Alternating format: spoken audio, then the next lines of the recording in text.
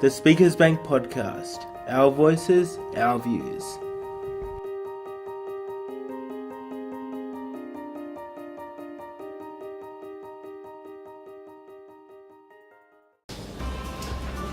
And welcome to another episode of the Speakers Bank Podcast. I'm your host Nathan. I'm Catherine. And I'm Storm. And today we'll be discussing carers for people with disabilities.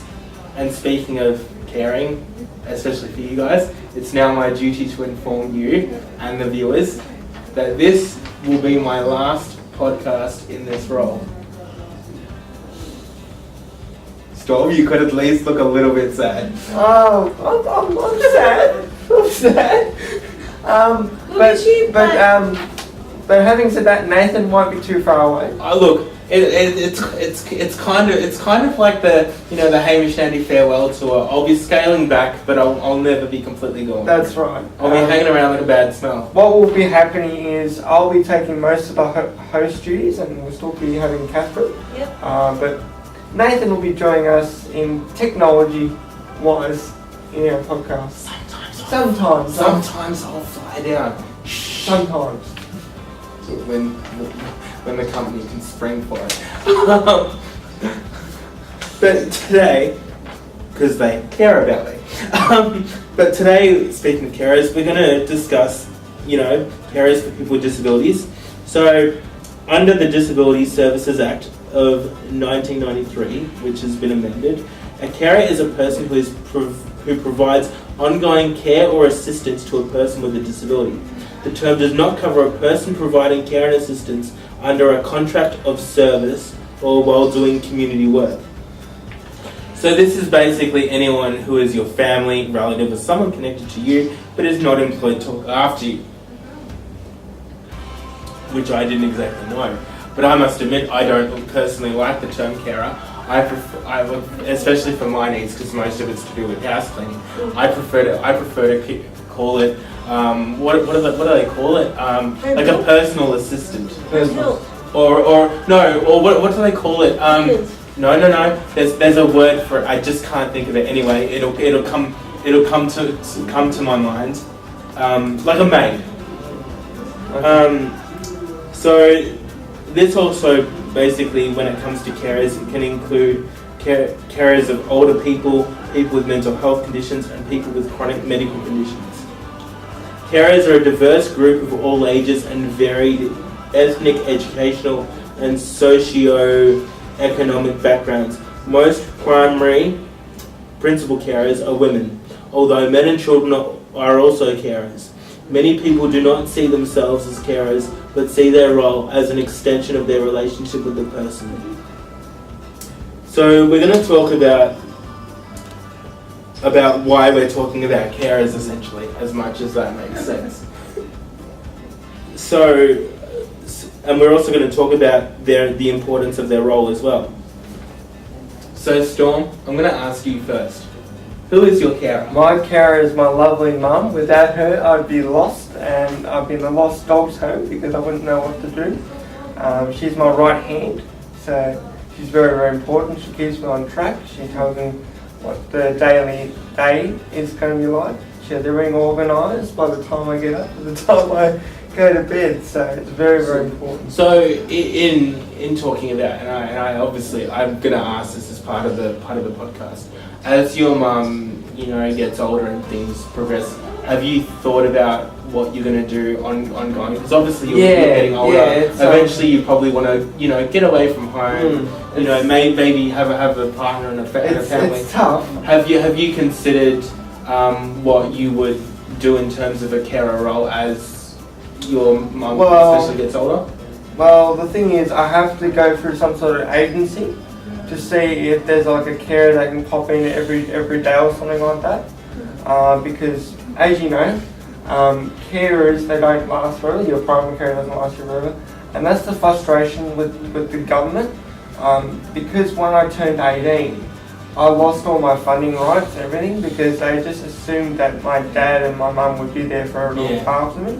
But they didn't put any payments or any payment structure or any support funding for my ongoing development. So now we're trying to get some now, but it Yeah. would have been nice for them to check up on me when my dad passed away Yeah. or some unfortunate circumstances, just to see how we're going.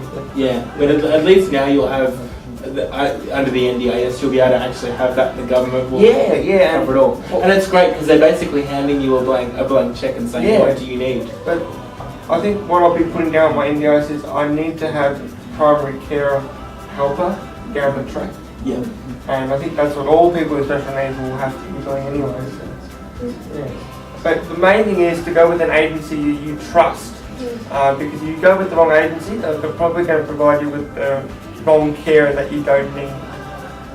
Yeah.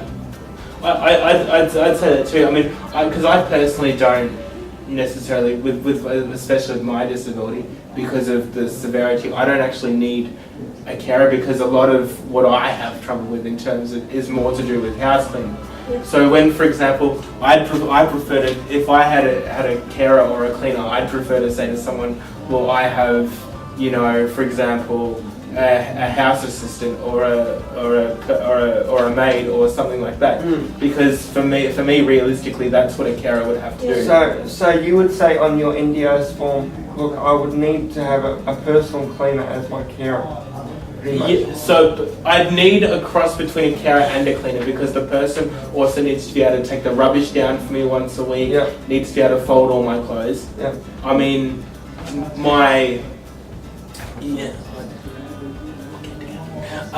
but yeah, I mean, I've got people, you know, where I'm going that can do some of those things for me, but in the event that they can't be there, you also need someone as a backup. So, Catherine, I don't know if you need this, but I'm going to ask anyway because it's in the script. Do you have a carer or do you need a carer? Not. I wouldn't say a carer, as like I don't need help with Personal care. personal care. I more need basically a bit of moral support. Just someone there looking over me, making sure I'm doing this correctly on bits and pieces. Yeah. But it's quite minimal. Yeah. It's because, you know, it's very minimal. It's just very simple. Anyway, like, I would say having a companion card, if I didn't have one, I would probably struggle a little bit getting out independently, especially if it was of an evening. Like, I want to get out to see something that I want to do without, I would need that little bit of moral support, like just someone there, whether it's a friend or a family member, or whoever it is, doesn't matter. But I don't need like a personal carer. But I mean, like, let's say there's a day where you don't necessarily have that. Can you cope relatively well?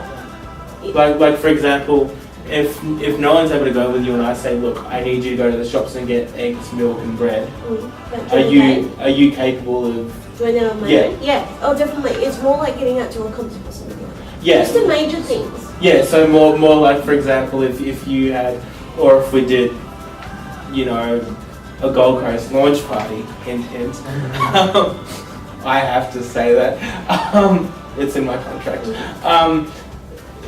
Would that be the kind of events that you would need assistance with, like things like black tie events, launch parties, you know, festivals, concerts? I could probably go to a festival with a group of friends. Yes. Like, or with family. Or but I need someone just to keep that eye. Like, I'm independent, don't get me wrong, but there's just the little bits that I get confused. Basically, more like, I'm hopeless at keeping my bag shut. So, someone could go and pinch, and I don't realise. And all of a sudden you go, where's my phone? And my mind is going in like a spinning. So pretty much the moral of the story is you need a carer when necessary. You don't need one that's all the time. No. But I guess one of the things that we wanted to tell you guys is to get a companion card. Get those support services to help you to you need them. access what you want to access. If you can access them, get one. And if, for instance, when I was getting my companion card, they rang me out. It took ages. It took forever. because then they said, oh, we were looking at your paperwork and you're not eligible for the companion card. Oh. And I thought, no, hang on a minute, how would that person know the needs in you? Like, I can talk normally, you can talk normally. Obviously, you can't do something. Intellectually, there's some triggers I need a bit of support. And I can imagine you specified on the form exactly what you need and I what need, your issues are. yeah, and my doctor proved it and all that kind of stuff. And, you know, it's, you go to the doctor and they sign whatever, and they ask you so many questions. Do the, you know, what, why, and, you know, and things like that. So there's bits and pieces where people at my level struggle. I know friends that have mild autism and they've got a companion card because obviously they need that support when they go to major events because they can't handle doing it independently. So there's some things like that. And that also allows whoever you're with for free public transport too. So Storm, you talked earlier about your mum being your primary carer. What do you think are some of the stresses that she, or stressors I should say, that she goes through when it comes to I think she stresses about my health, obviously number one, and number two, the future. Like, where am I going to end up if the worst were going to happen to her? And I think that's the problem with most carers, is that they want the best for you, but then they're always worried about what happens after. And I guess we're talking like that at the moment as a family, and there's some things that I have to do and learn by myself. I have to try to learn to do cooking, you know, just basic food and stuff like that, and trying to get the fold clothing and stuff like that. So then, if my new carer, the carer that comes in when my mum has to retire or, you know, pass away, I can actually do that. So that's one less thing the carer has to do. And then she can do the most important things like take me to physio and do stuff like that. But do you find, as it is, for example, that it possibly, and I'm not being rude when I say this, impacts on your mum in ways that are like, do you find that or do you feel that it limits her opportunities to further education, jobs, even her mental and physical health? It does, because what people don't understand is, and this is why we've been pushing for a pay rise for carers, is that they have to sacrifice their whole, you know, life income to look after us. So they should be classified as work. A carer should be classified as work because they don't really do anything other than looking after us. Yeah, so rather than just receiving a Centrelink payment, they probably should get a full wage. That's right, a full wage. A simple wage like everyone. That's what we've been pushing for. And I hope somebody from the government is listening to this, because they need to get their act together, and they need to make sure that carers are rewarded the same wages as other people. So now we're going to talk about the positive aspects, I should say, of caring. I mean, I care for you, but I don't get paid. I care about you. Yeah, of course. I love that joke. We know that. But I think the most positive thing is you're closer to your mum or dad or whoever it is, and your girlfriend or whatever. Or girlfriend is, and you're more confident, and they know that they're not going to take advantage of you. That's the number one thing. Yeah. So some of the positive aspects are, it may bring a closer relationship between the carer and the person with a disability. I know definitely that it does. It may bring a sense of purpose and personal achievement for both people. Yes, and it can also lead to the development of a specialised set of skills and also new social networks for both parties. Yeah, because my mum said if she wasn't looking after me, she'd probably be qualified as a nurse, or, you know, somebody who's like good at personal care because she's so good at it. Yeah.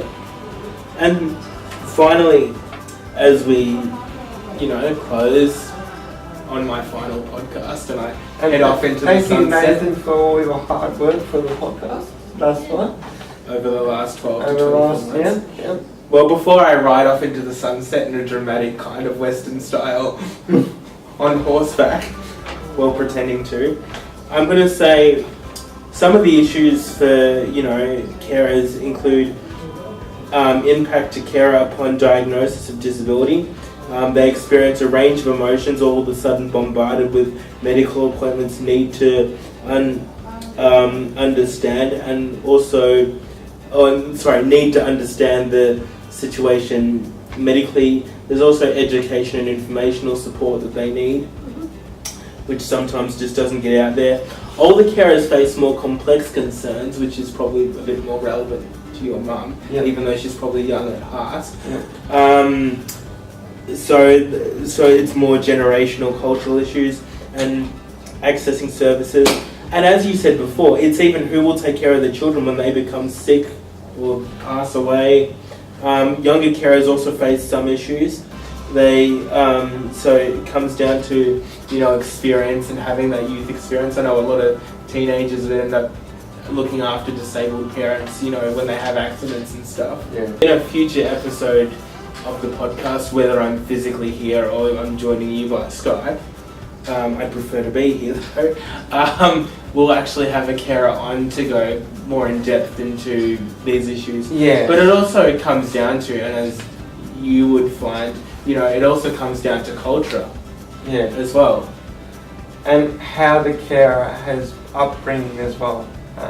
Because there are primary carers out there that do abuse their power. You just got to hope and pray that you're the lucky one that doesn't have to go through that. But I think it's also too about, and I'll say this quickly before you go, but it's also about being, switched on and making sure that you have a reasonable understanding so that you know that you're not being taken advantage of. So that you know that if the carer is accessing your bank account, for example, that you know that Meryl's not taking $5,000 out and going to the pokies. But right now, that sadly, on a pokies note, brings us to the end of the podcast and my final hosting role, which I'm going to hand over to one of you lucky people at some point. Maybe, if you're lucky. Otherwise, I might just get a swelled head and come down on a plane. But yeah, it's been an absolute pleasure to be in your face and on YouTube and all over Spotify or over this podcast is heard. And I will miss you all dearly, and I'm going to ride off into the sunset. Bye-bye. Enjoy. See you guys. Bye.